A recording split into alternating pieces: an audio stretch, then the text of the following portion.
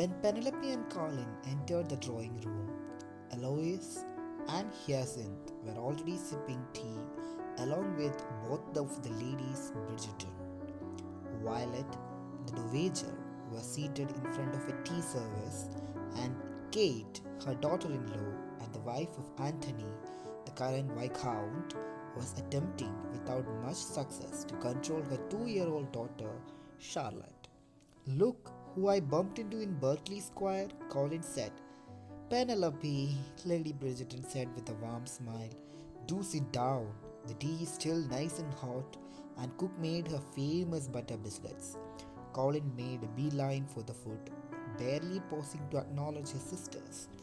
Penelope followed Lady Bridgerton's wave to a nearby chair and took a seat. Biscuits are good, Hyacinth said, thrusting a plate in her direction. Hyacinth, Lady Bridgerton said in a vaguely disapproving voice, do try to speak in complete sentences. Hyacinth looked at her mother with a surprised expression. Biscuits are good. She cocked her head to the side. Noun, verb, adjective. Hyacinth. Penelope could see that Lady Bridgerton was trying to look stern as she scolded her daughter, but she wasn't quite succeeding. Noun, verb, adjective. Colin said, wiping a crumb from his grinning face. Sentence is correct. If you're barely literate, Kate retorted, reaching for a biscuit. These are good, she said to Penelope, a sheepish smile crossing her face. This one's my fourth. I love you, Colin, Hyacinth said, ignoring Kate completely. Of course you do, he murmured. I myself, Eloise said harshly, prefer to place articles before my nouns in my own writings. Hyacinth snorted. Your writings? She echoed. I write many letters, Eloise said with a sniff, and I keep a journal, which I assure you is a very beneficial habit. It does keep one disciplined, Penelope put in, taking a cup and saucer from Lady Bridgerton's outstretched hands. Do you keep a journal? Kate asked, not really looking at her, since she had just jumped up from a chair to grasp her daughter before her 2-year-old climbed on a side table. I'm afraid not, Penelope said with a shake of her head. It requires far too much discipline for me. I don't think it is always necessary to put an article before a noun, Hyacinth persisted, completely unable as always to let her side of the argument go. Unfortunately for the rest of the assemblages, Eloise was equally tenacious. You may leave off the article if you are referring to a noun in a general sense, she said, pursing her lips in a rather supercilious manner. But in this case, as you were referring to specific biscuits, Penelope wasn't positive, but she thought she heard Lady Bridgerton groan. Then, specifically, Eloise said with an arch of her brows, you are incorrect. Hyacinth turned to Penelope. I am positive she did not use specifically correctly in that last sentence. Penelope reached for another butter biscuit. I refused to enter the conversation. Coward, Colin murmured. No, just hungry. Penelope turned to Kate. These are good. Kate nodded her agreement. I've heard rumors, he said Penelope, that your sister may become betrothed. Penelope blinked in surprise. She hadn't thought that Felicity's connection to Mr. Albanstale was public knowledge. Uh, where have we heard rumors? Eloise, of course, Kate said matter-of-factly. She always knows everything. And what I don't know, Eloise said with an easy grin. Hyacinth usually does. It's very convenient. Are you certain that neither one of you is Lady Whistledown? Colin joked. Colin, Lady Bridgerton exclaimed. How could you even think such a thing? He shrugged. They are certainly both smart enough to carry off such a feat. Eloise and Hyacinth beamed. Even Lady Bridgerton couldn't quite dismiss the compliment. Yes, well, she hemmed. Hyacinth is much too young, and Eloise, she looked over at Eloise, who was watching her with the most amused expression. Well, Eloise is not Lady Whistledown, I'm sure of it. Eloise looked at Colin. I'm not Lady Whistledown. That's too bad, he replied. You'd be filthy rich by now, I imagine. You know, Penelope said thoughtfully. That might be a good way to discern her identity. 5 pairs of eyes turned in her direction. She has to be someone who has more money than she ought to have, Penelope explained. A good point, Hazen said. Expect that I haven't a clue how much money people ought to have. Neither do I, of course, Penelope replied, but most of the time one has a general idea. At Hazen's black state stare, she added, for example, if I suddenly went out and bought myself a diamond parure, that would be very suspect. Kate nudged Penelope with her elbow. Bought any diamond parures lately, I could use £1,000.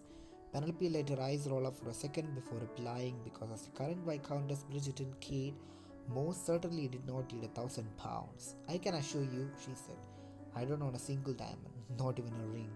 Kate let out an youth of mock disgruntlement. Well, you are no help then. It's not so much the money, Hyacinthe announced, it's the glory. Lady Bridgerton coughed on her teeth. I'm sorry, Hyacinthe, she said, but what did you just say? Think of the accolades one would receive for having finally caught Lady Whistledown, Hyacinthe said. It would be glorious. Are you saying, Colin asked, a deceptively bland expression on his face, that you don't care about the money? I would never say that, Hyacinth said with a cheeky grin. It occurred to Penelope that of all the Bridgertons, Hyacinth and Colin were the most alike. It was probably a good thing Colin was so often out of the country. If he and Hyacinth ever joined forces in earnest, they could probably take over the world. Hyacinth, Lady Bridgerton said firmly, you are not to make the search for Lady Whistledown your life's work. But I'm not saying you cannot ponder the problem and ask a few questions. Lady Bridgerton hastened to add, holding up one hand to ward off further interruptions. Good gracious, I would hope that after nearly 40 years of motherhood, I would know better than to try to stop you when you have your mind quite so set on something nonsense as it may be. Penelope brought her teacup to her mouth to cover her smile. It's just that you have been known to be rather, Lady Bridgerton delicately cleared her throat, single-minded at times. Mother, Lady Bridgerton continued as if Hyacinth had never spoken. And I do not want you to forget that your primary focus at this time must be to look for a husband. Hyacinth uttered the word mother again, but this time it was more of a groan than a protest. Penelope stole at a glance at Eloise, who had her eyes fixed on the ceiling and was clearly trying not to break out in a grin. Eloise had endured years of relentless matchmaking at her mother's hands and did not mind in the least that she seemed to have given up and moved on to Hyacinth. In truth, Penelope was surprised that Lady Bridgerton seemed to have finally accepted Eloise's unmarried state. She had never hidden the fact that her greatest aim in life was to see all 8 of her children happily married, and she would succeeded with 4. First, Daphne had married Simon and became the Duchess of Hastings. The following year, Anthony had married Kate. There had been a bit of a lull after that, but both Benedict and Francisca had married within a year of each other. Benedict to Sophie and Francisca to the Scottish Earl of Kilmartin. Francisca, unfortunately, had been widowed only 2 years after her marriage. She now divided her time between her late husband's family in Scotland and her own in London. When in town, however, she insisted upon living at Kilmartin House instead of Bridgerton House or Number 5. Penelope didn't blame her. If she were a widow, she would want to enjoy all of her independence too. Hyacinth generally bore her mother's matchmaking with good humor since, as she had told Penelope, it wasn't as if she didn't want to get married eventually. Might as well let her mother do all the work and then she could choose a husband when the right one presented himself. And it was with this good humor that she stood, kisses her mother on the cheek, and dutifully promised that her main focus in life was to look for a husband, all the while directing a cheeky, sneaky smile at her brother and sister. She was barely back in her seat when she said to the crowd at large, So do you think she will be caught? Are we still discussing that Whistledown woman? Lady Bridgerton groaned. Have you not heard Eloise's theory then? Penelope asked. All eyes turned to Penelope, then to Eloise. What is my theory? Eloise asked. It was just, I don't know, maybe a week ago, Penelope said. We were talking about Lady Whistledown and I said that I didn't see how she could possibly go on forever, that eventually she wouldn't have to make a mistake. But Eloise said, She wasn't so sure that it had been over 10 years and if she were going to make a mistake, wouldn't she have already done so? Then I said, no, she was only human. Eventually she would have to slip up because no one could go on forever and oh, I remember now, Alois cut in. We were at your house in your room. I had the most brilliant idea. I said to Penelope that I would wager that Lady Whistledown has already made a mistake and it's just we were too stupid to have noticed it.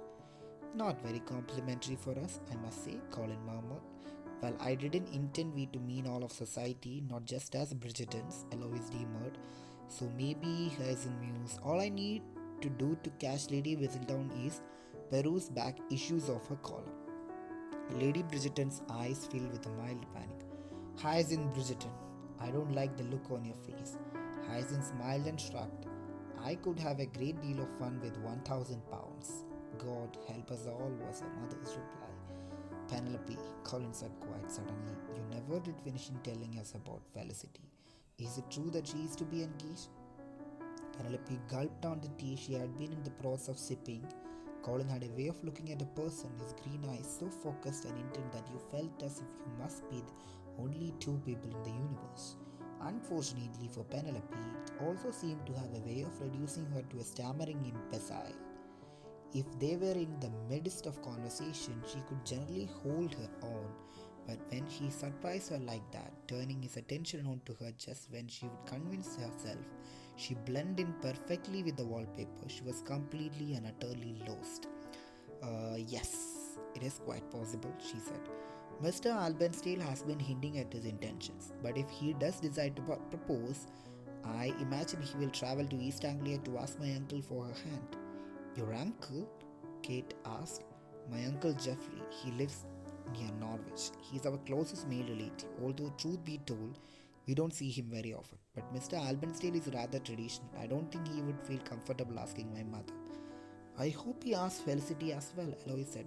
I've been often thought it foolish that a man asks a woman's father for her hand before he asks her. The father doesn't have to live with him. This attitude, Colin said with an amused smile that was only partly hidden by his teacup, may explain why you are as yet unmarried. Lady Bridgerton gave her son a stained glare and said his name disapprovingly.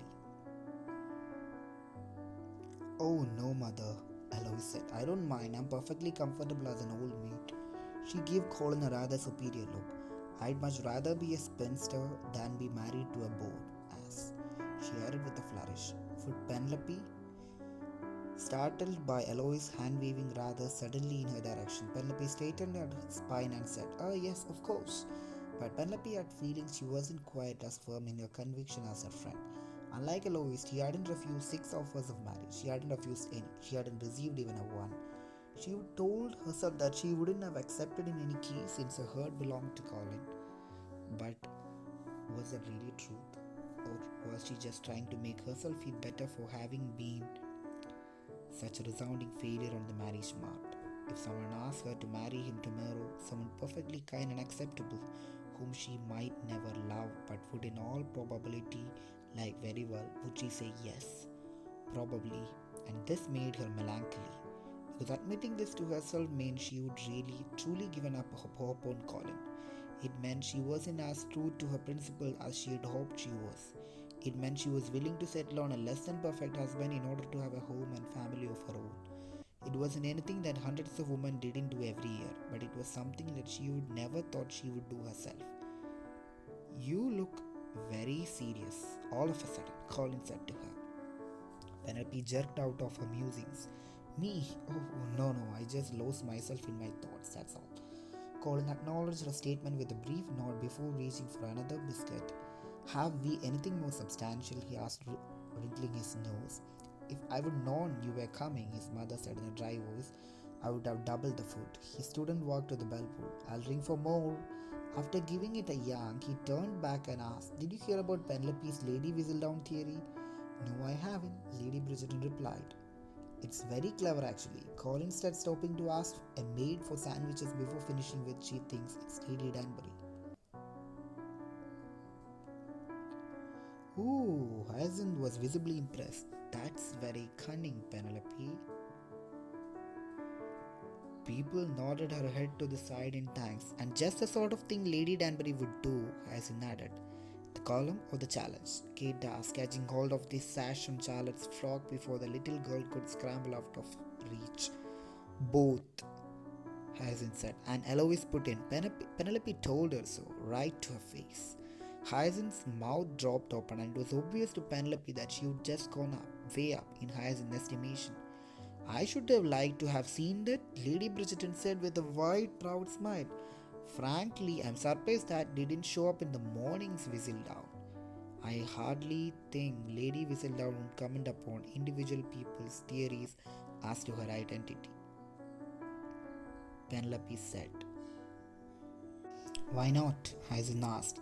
It would be an excellent way for her to set out a few red herrings. For example, she held her hand out toward her sister in a most dramatic pose. Say, I thought it was Eloise.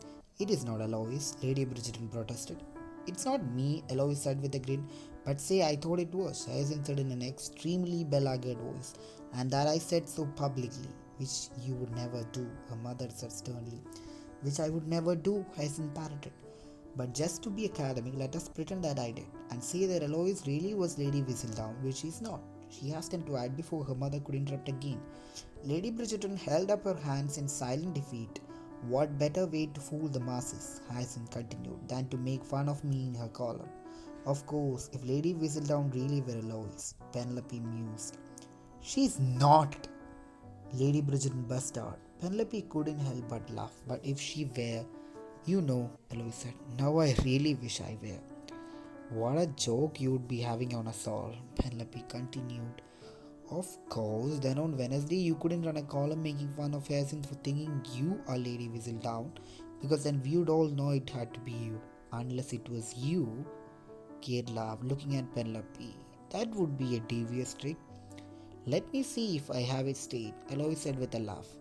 Penelope is Lady Whistledown, and she is going to run a column on Wednesday making fun of Hyacinth's theory that I am Lady Whistledown just to trick you into thinking that I really am Lady Whistledown, because Hyacinth suggested that would be a cunning ruse. I am utterly lost, Colin said to no one in particular, unless Colin were really Lady Whistledown, Hyacinth said with a devilish gleam in her eyes. Stop, Lady Bridgerton said, I beg you. By then everyone was laughing too hard for Hyacinth to continue anyway.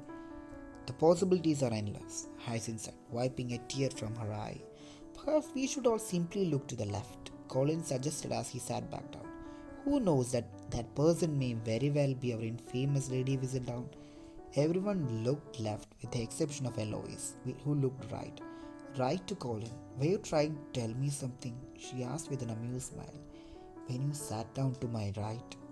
Not at all, he murmured, reaching for the biscuit plate and then stopping when he remembered it was empty.